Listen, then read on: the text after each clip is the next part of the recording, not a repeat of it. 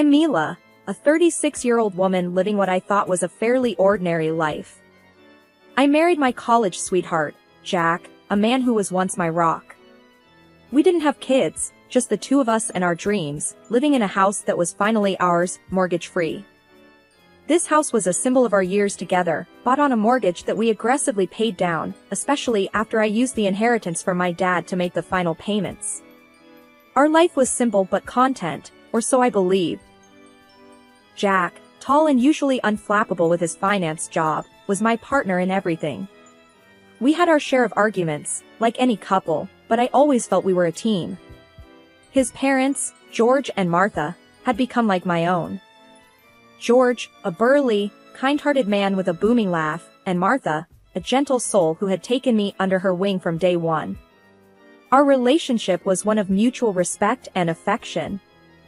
Tonight was supposed to be a small celebration, just George and us, marking the end of our mortgage payments. The house was warmly lit, and I had spent the day cooking George's favorite dishes. I remember glancing at the clock, noting Jack's unusual lateness. George arrived first, cheerful as always, but with an undercurrent of concern for his son's tardiness. We chatted in the kitchen, George regaling me with stories of his youth, his laughter filling the room. But as the night grew older, my anxiety crept in. Finally, the doorbell rang, and I rushed to open it, expecting Jack, maybe with a story of traffic or a last-minute work emergency. What I saw instead felt like a scene from a movie. Jack stood there, not alone, but with a young, stylish woman clinging to his arm. She had an air of confidence, almost defiance, as she scanned our home, her eyes lingering on the pictures of our life together on the walls. "Jack, what's going on?" I managed to get out, my voice a mix of confusion and rising anger. Jack looked different. His usual calm demeanor was replaced with a cold, almost cruel smirk. "This is Lana," he said nonchalantly, his grip on her waist possessive. "She's going to be my wife."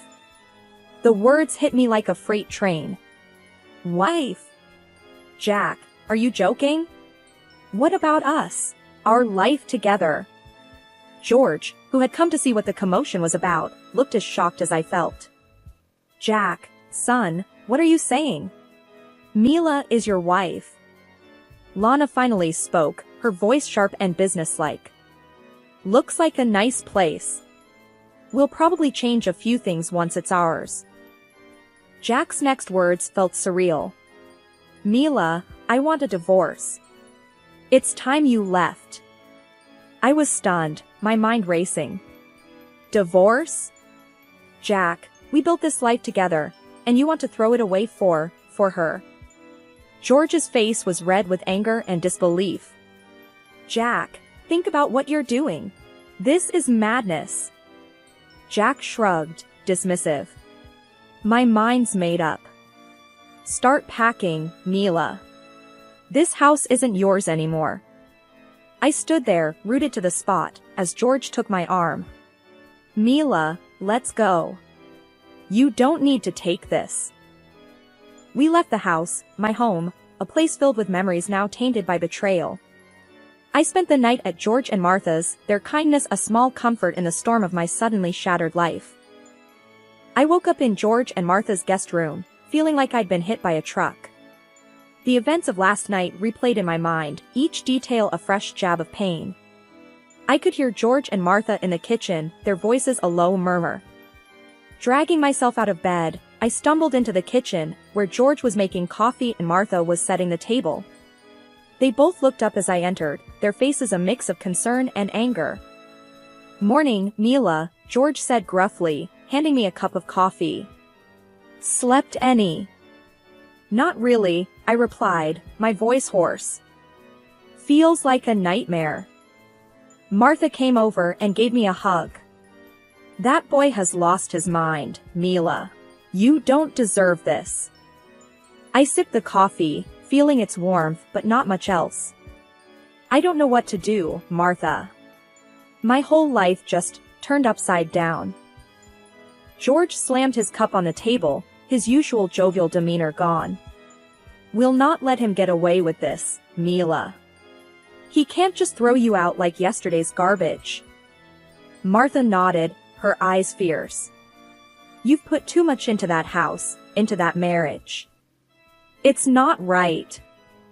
I felt a surge of anger, thinking about Jack and Lana in my house. I paid for most of that house. My inheritance, my savings. George's eyes lit up. That's it. You have rights, Mila. That house is as much yours as it is his. Martha was quick to agree. Yes, you need to fight for what's yours. Don't let that woman take everything from you. I started to feel a fire building inside me, fueled by their support. You're right. I won't let Jack and his mistress walk all over me. George stood up, determination on his face. We'll get a lawyer, someone who can sort this mess out. You won't be alone in this, Mila. Martha squeezed my hand. We're with you, every step of the way. That boy needs a lesson on how to treat people. Sitting there with them, I felt a flicker of hope. Maybe, just maybe, I could get through this. But I knew it was going to be a long, hard fight. The morning at George and Martha's had stirred something in me, a sense of resolve I hadn't felt in a long time. I spent the day buried in financial records, piecing together every contribution I'd made towards our home. The dining table was littered with bank statements, mortgage documents, and old receipts, tangible proof of my investment in what was supposed to be our shared dream. George, sitting across from me, was meticulously going through each document. Look at this, Mila. You've paid more than half of the mortgage, and that's not even counting your inheritance. You have a strong claim to the house. I nodded, my fingers tracing the figures that represented years of my life. I'm going to call Jack. He needs to understand he can't just erase me from his life and take everything we built together. Martha, who had been brewing some coffee, set a cup in front of me. Be clear and stand your ground, Mila. He's used to walking all over you, but not this time. I dialed Jack's number. It rang twice before he picked up. Mila? What do you want? His voice was dismissive, cold. I took a deep breath, steadying my nerves. Jack, I've been looking over our finances. It turns out I've put more money into the house. My inheritance, my savings, it adds up to me owning 2/3 of the house. There was a brief silence on the line. You're joking, right? No, Jack. I'm dead serious. I've calculated it all. If you want to keep the house, you need to buy out my share. That's $266,000. I could almost hear his sneer through the phone. You think you can just demand money out of the blue? This isn't a demand, Jack. It's what I'm owed. It's fair. You can either pay me, or we sell the house and split the money.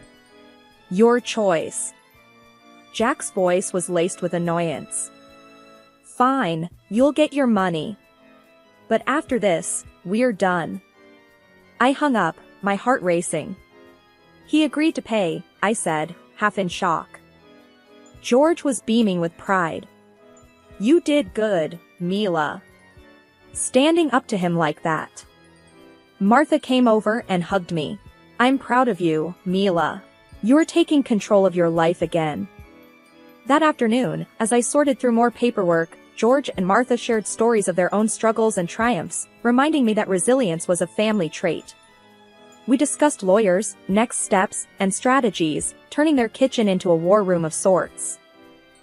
As evening fell, George cooked dinner, a simple stew that filled the house with a comforting aroma.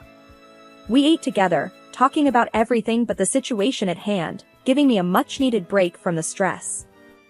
The battle was far from over, but for the first time since this whole nightmare began, I felt like I wasn't facing it alone.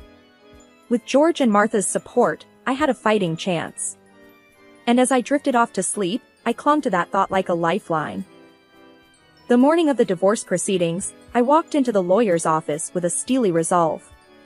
The office was cold and sterile, the kind of place where futures were dismantled and rearranged. Jack entered, his face an emotionless mask. He wasn't alone, Lana, his mistress, was glued to his side. Her confidence seemed forced, a thin veneer over her uncertainty. I could feel their surprise as they saw me sitting there, calm and composed. Before Jack could even find his words, I cut to the chase. "I'm pregnant, Jack."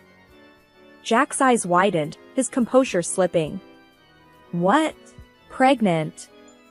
Lana's face twisted from confidence to confusion and then to rage. "You said you hadn't touched her in months.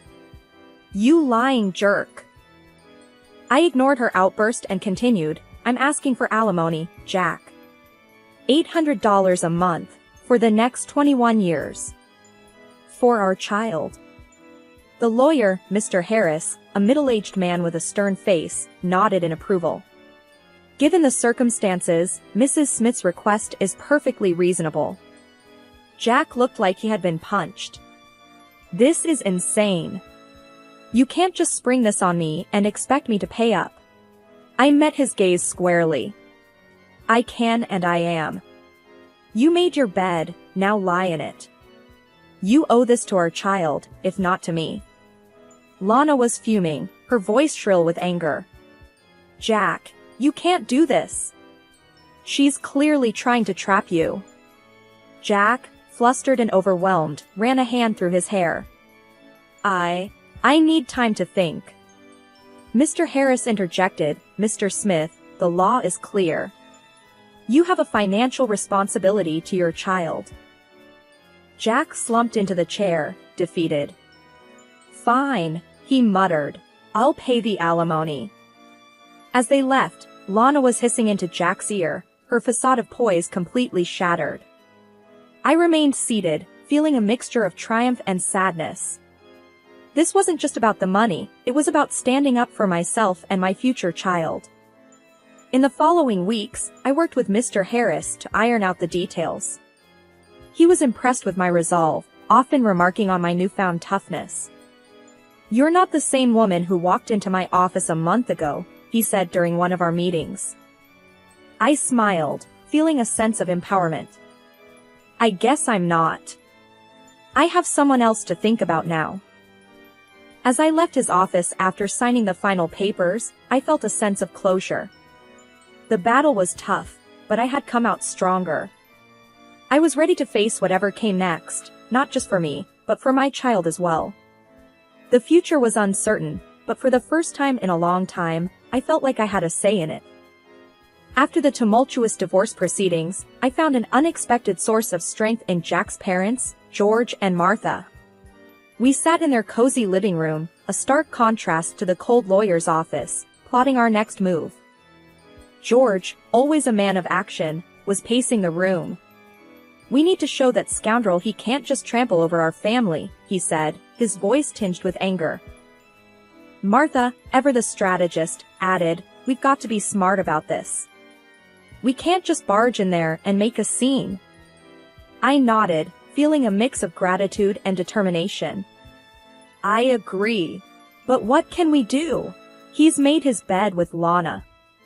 George stopped pacing and turned to me. "What if we visit them? Regularly. Make our presence felt. Remind Jack of the family he's turning his back on." Martha's eyes lit up. "Yes, and it'll drive that little homewrecker up the wall. She won't like us being around, reminding her of what she's done." I couldn't help but smile at their cunning plan. "You think it'll work? Make her uncomfortable?" George grinned. "Oh, I'm sure it will. We'll be the most annoying, ever-present in-laws. She won't know what hit her."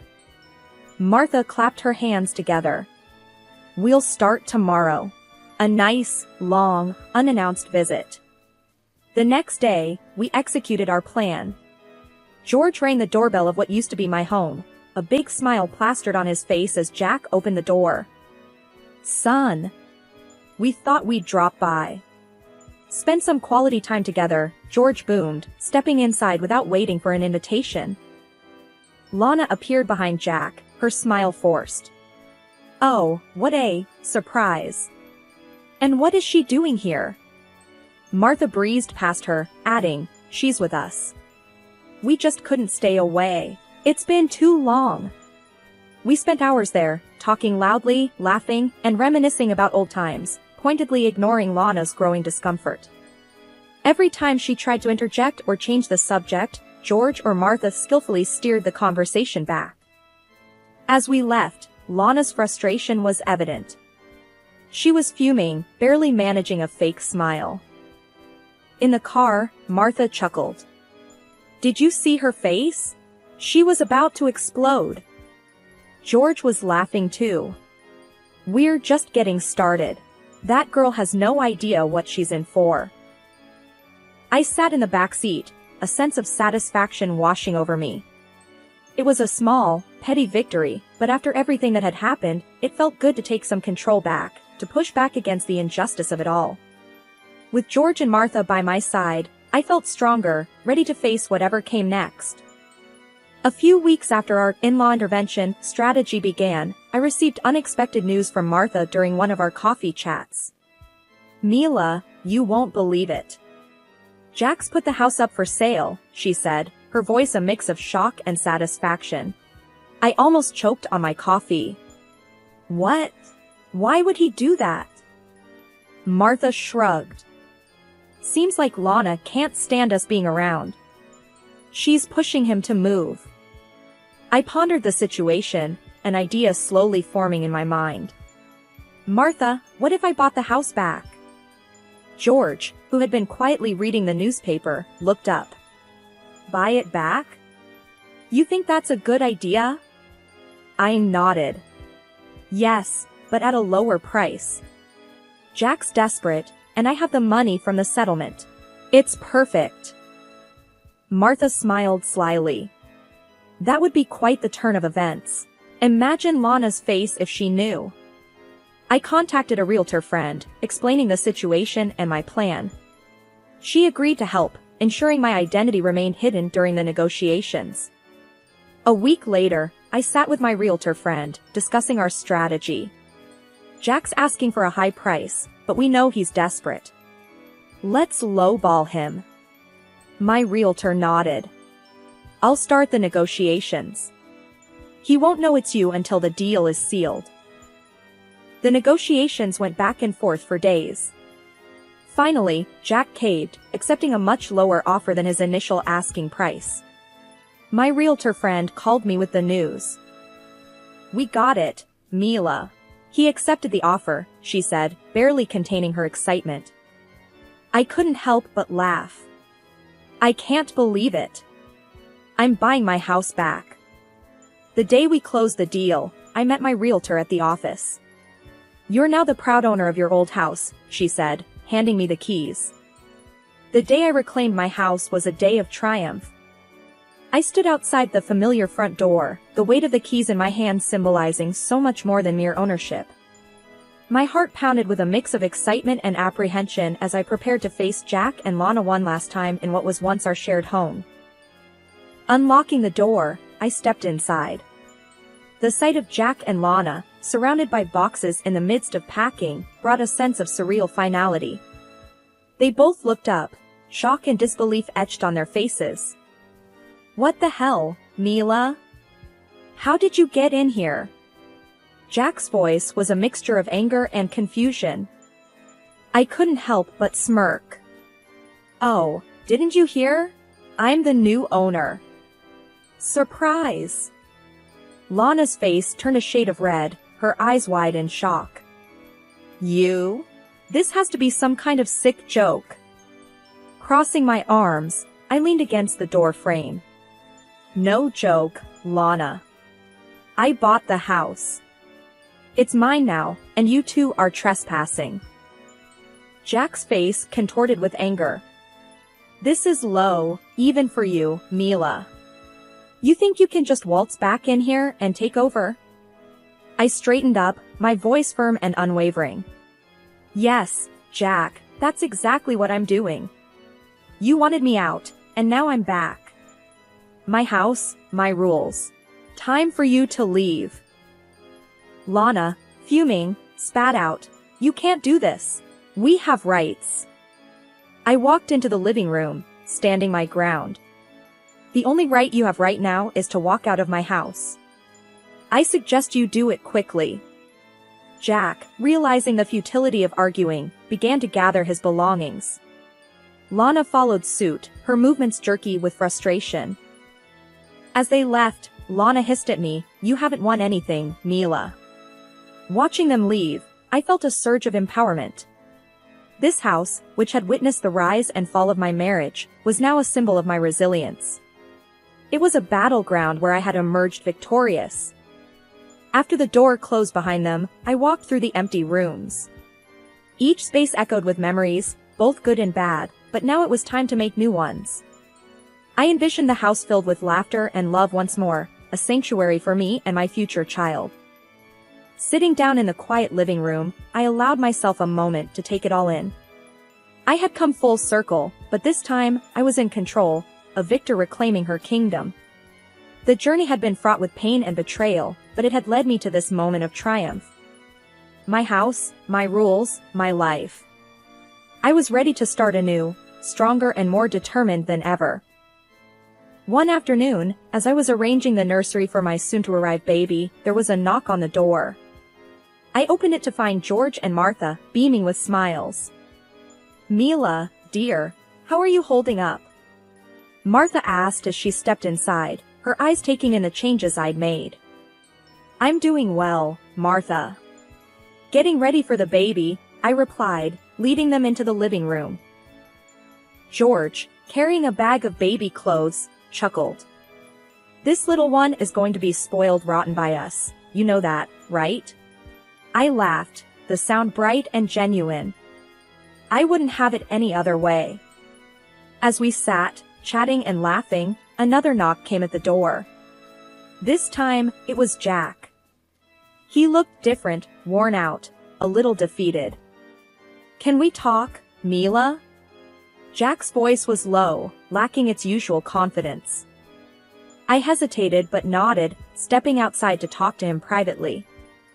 I messed up, Mila," Jack started, not meeting my eyes. "Lana left me. I'm broke, and I was hoping." I cut him off, my voice steady. "Hoping for what, Jack? For me to take you back? After everything?" Jack's face crumpled. "I know I don't deserve it, but I have nowhere else to go." I looked at him, the man I once loved, now just a stranger filled with regrets. "Jack, I've moved on. I'm starting a new life, for me and my baby. You need to do the same." He nodded slowly, the reality of the situation sinking in. "I understand. I'm sorry, Mila." As he walked away, I felt a closure I didn't know I needed. Turning back to the house, I saw George and Martha watching through the window, their expressions a mix of concern and support. "He won't bother you again, will he?" George asked as I walked back in. I shook my head. "No, he won't. I made it clear." Martha hugged me. "You're so strong, Mila. We're so proud of you." Sitting back down, surrounded by the people who had become my true family, I felt a sense of peace. The journey had been long and fraught with pain, but it had led me here, to a place of strength and new beginnings. The future was uncertain, but it was mine to shape, and I looked forward to every moment of it.